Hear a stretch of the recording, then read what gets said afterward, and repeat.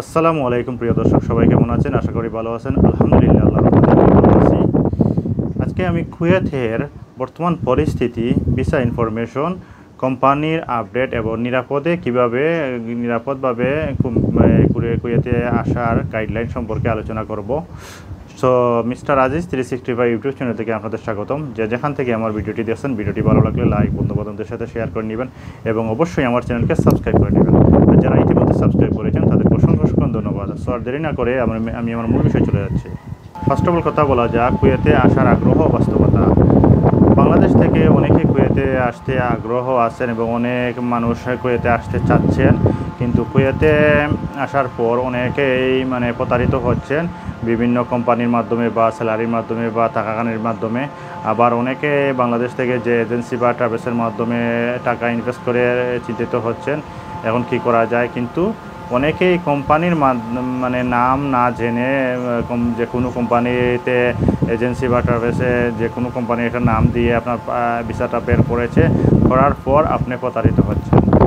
আসলে এটা আপনার জানা আগে সিদ্ধান্ত নেওয়া আগে সিদ্ধান্ত নিয়ে আগে জেনে বুঝে তারপর কুয়েতের জন্য আপনারা ট্রাভেলসের মাধ্যমে বা এজেন্সির মাধ্যমে কাজ করাবেন।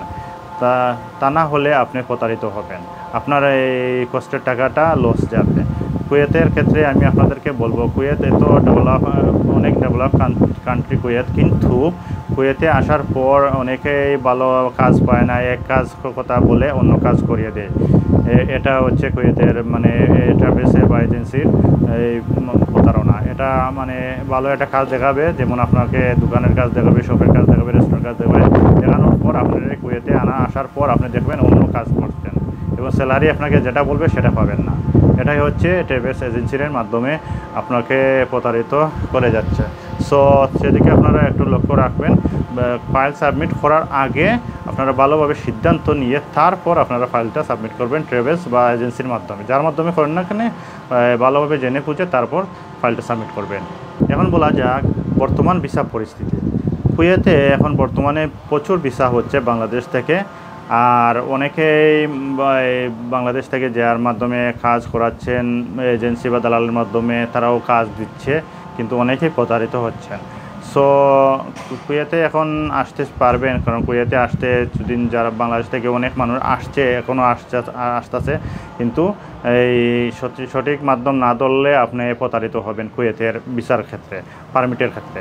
সো কারণ আপনাকে এক কাজের কথা বলে অন্য কাজ দিয়ে দিবে। সো সেদিকে আপনারা লক্ষ্য রাখবেন। আর কুয়েতে এখন হাজার হাজার লোক কুয়েতের ভিসার জন্য অপেক্ষা করছেন বাংলাদেশ থেকে। অনেকেই আমাকে জানিয়েছেন কুয়েত সম্পর্কে একটা আপডেট দেওয়ার জন্য। যারা কুয়েতে আসতে ইচ্ছুক, আপনারা অবশ্যই কুয়েতে আসার আগে যা ট্রাভেলস বা এজেন্সির মাধ্যমে কাজ করাবেন, সেই ট্রাভেলস এজেন্সি সঠিক আছে কি না, সঠিক মানুষ পাইতেছে কি না, তা যাচাই বাছাই করে তারপর আপনারা কুয়েতের জন্য অ্যাপ্লাই করবেন। আর কুয়েতে এখন ভিসা হচ্ছে, ভিসা রেশিও ভালো, আপনারা আসতে পারবেন কুয়েতে। যদি ভালো মাধ্যম ধরেন তাহলে কুয়েতে আসে আপনি ইনকাম করতে পারবেন, কম করেন বেশ করেন ইনকাম করতে পারবেন। এখন বলা যাক স্যালারি ও চুক্তি সংক্রান্ত তথ্য। সরকারিভাবে বাংলাদেশ থেকে আসলে 65 থেকে 75 দিনার স্যালারি পাচ্ছেন এই বাংলাদেশিরা, কিন্তু একই চুক্তিতে অন্য দেশ থেকে আসলে এই আরও ভালো স্যালারি পাওয়া যাচ্ছে। কারণ এটা হচ্ছে দ্বিপাক্ষিক একটা চুক্তি, কারণ অন্য দেশের সাথে এক চুক্তি হয়, বাংলাদেশের সাথে আরেক চুক্তি হয়। সো সেক্ষেত্রে বাংলাদেশিরা যারা সরকারিভাবে কুয়েতে আসেন তারা এক বেতন পান, আর অন্য দেশেরা যারা আসেন তারা সেম কাজে আসেন কিন্তু একটু ভালো স্যালারি পান। কারণ এটা বাংলাদেশের যে চুক্তির যে চুক্তি হয় সেটার উপর নির্ভর করে সরকারিভাবে আসলে কত টাকা বেতন পাওয়া যায়। আর যারা অন্য মাধ্যম ধরে ট্রাভেলস বা এজেন্সির মাধ্যমে ধরে যদি আসেন, তাহলে স্যালারি কত পাবেন বা বেতন কোম্পানি কি কাজ দিবে, কোম্পানির কাজ কি, স্যালারি কত, খাওয়া দাওয়ার ব্যবস্থা কে করে দেবে, সে সম্পর্কে জেনে বুঝে আসলে একটু ভালো স্যালারি পাওয়া যায় কুয়েতে। আর কুয়েতে আসলে আপনারা বেশিরভাগ ক্ষেত্রে আছে আপনার এই শপের কাজ পাওয়া যায়, বা ভালো একটা কাজ আছে শপের কাজ বা রেস্টুরেন্ট বা ওই হাউজে কাজ করা যায়। এটা হচ্ছে অত্যন্ত একটা ভালো কাজ। যদি এই কাজে যদি আসেন ট্রাভেলসের মাধ্যমে, তাহলে আপনার একটা ভালো স্যালারি পাবেন এবং যে টাকাখানির ব্যবস্থাটাও কোম্পানি বা মালিকে করে দিবে। সো আমি আপনাদেরকে বলবো যারা সরকারিভাবে আসবেন সেটা একটা স্যালারি পাবেন, আর যারা ট্রাভেলস এজেন্সির মাধ্যমে আসবেন তারা অন্য স্যালারি পাবেন, কারণ একটু বেশি পেতে পারে, কারণ সরকারিভাবে আপনাদেরকে এক স্যালারি দিবে। আর সেটা ট্রাভেলসের মাধ্যমে বা এজেন্সির মাধ্যমে যদি কুয়েতে আসেন তাহলে তারা মানে স্যালারি বা টাকাখানির ব্যবস্থা সব কিছু চুক্তি করে আসে, আর সরকারি মাধ্যম আলাদা, আর যারা ট্রাভেলস এজেন্সির মাধ্যমে আসবেন সেটার মাধ্যমে আলাদা। এখন যেটা বলবো এটা হচ্ছে বাইরে কাজের ঝুঁকি।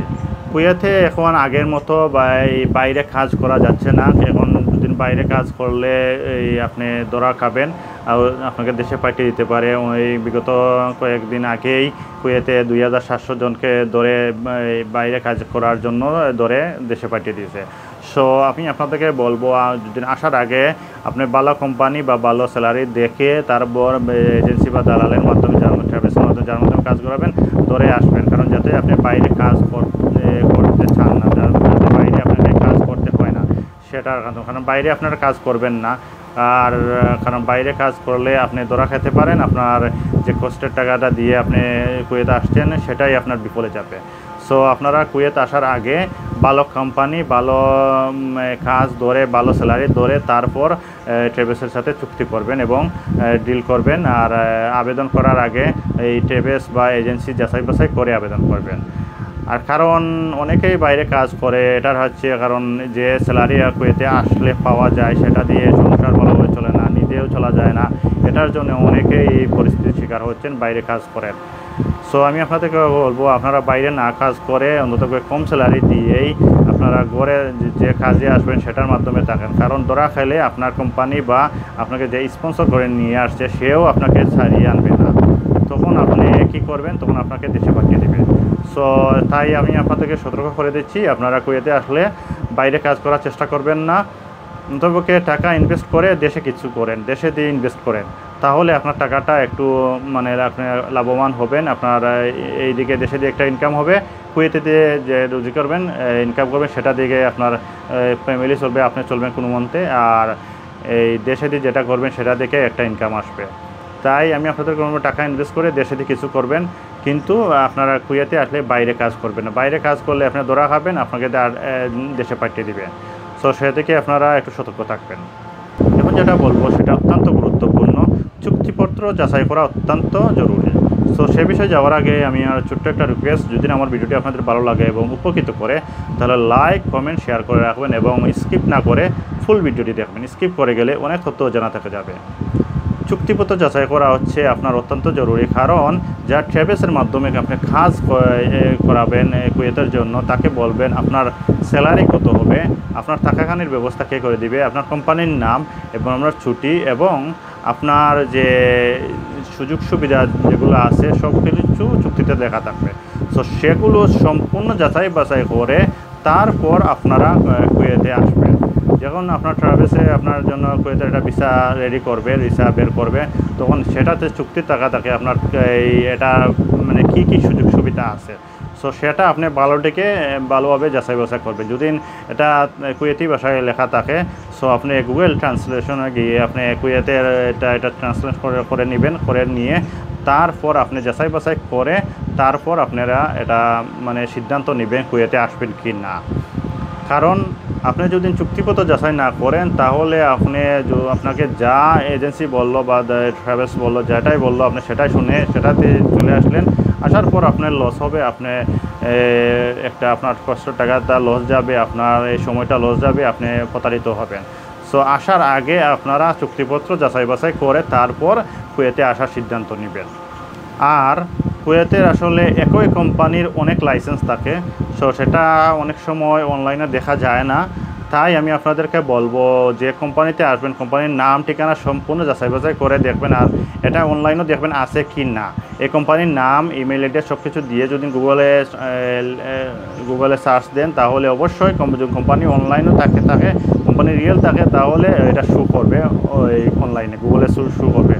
সো দেখবেন এটা, কারণ কুয়েতে অনেক একটা কোম্পানির অনেক লাইসেন্স থাকে, অনেক লাইসেন্স থেকে অনেক লোকের জন্য ভিসা বের হয়। সো তাই আমি আপনাদেরকে বলবো, যখন চুক্তিপত্রতে আসবে, চুক্তিপত্রতে কোম্পানির নাম, কোম্পানির অ্যাড্রেস, কোম্পানির মোবাইল নম্বর, কোম্পানির ইমেল সব কিছু উল্লেখ থাকবে। তো সেটা দিয়ে গুগলে সার্চ দিলে সব কিছু পেয়ে যাবেন। তারপর আপনি সিদ্ধান্ত নেবেন এই কুয়েতে আসবেন কি না। আপনার সব কিছু সঠিক থাকলে ইনশাল্লাহ চলে আসবেন। এখন বলা যাক ভিসা ভেরিফিকেশন, এটা বাধ্যতামূলক।